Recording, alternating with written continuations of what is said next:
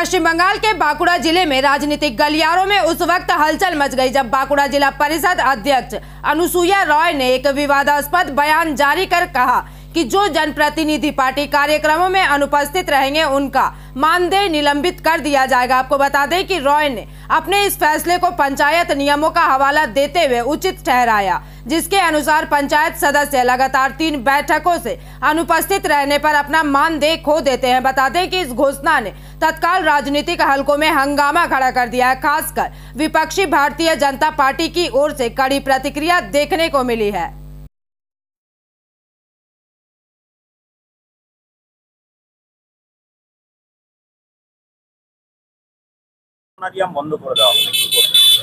বর্তমানে পশ্চিমবঙ্গে তৃণমূল দল ও সরকার এক হয়ে গেছে। এখানে দলীয় কার্যক্রমে সরকারি পয়সা এরা ব্যবহার করে, এটা তারই প্রমাণ। তারা দলের নির্বাচিত জনপ্রতিনিধিদেরকে হুইপ দিচ্ছেন যে তারা যদি পার্টির কার্যক্রমে না আসে তো সেখানে তাদের অনারিয়াম বন্ধ করে দেবে। এটা অত্যন্ত হাস্যকর, অত্যন্ত অগণতান্ত্রিক এবং অসাংবিধানিক একটা কথা উনি বলছেন।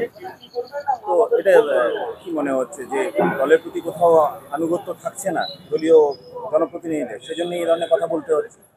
দলীয় জনপ্রতিনিধি থেকে তৃণমূলের সাধারণ কার্যকর্তারা তারা বুঝে গেছেন যে এই দলটা পচে নষ্ট হয়ে গেছে, এই দলের থেকে আর কিছু পাওয়ার নেই। ওই জন্য হয়তো তারা 26-এর আগে এখন থেকে এই দলের সাথে দূরত্ব তৈরি করার চেষ্টা করছেন। তো সেই তাদের আবার এরকম হুমকি দিয়ে কি দলে ফিরিয়ে আনা সম্ভব? হুমকি দিয়ে কোনো মানুষকে তো দলে ফিরিয়ে আনা বা জোর করে কাজ করানো যায় না। এরা বুঝেছেন, ওই জন্য এই টক্সিক দল থেকে নিজেদের দূরত্ব তৈরি করছেন। এর প্রভাব কি পড়বে 26-এর নির্বাচনে?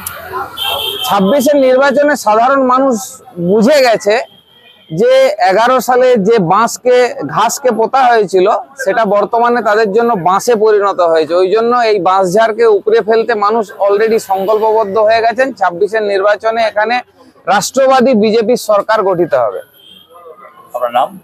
সৌগত পাত্র, রাজ্য কমিটির মেম্বার। बांकुड़ा से अनुप रॉय की रिपोर्ट, PVTV न्यूज।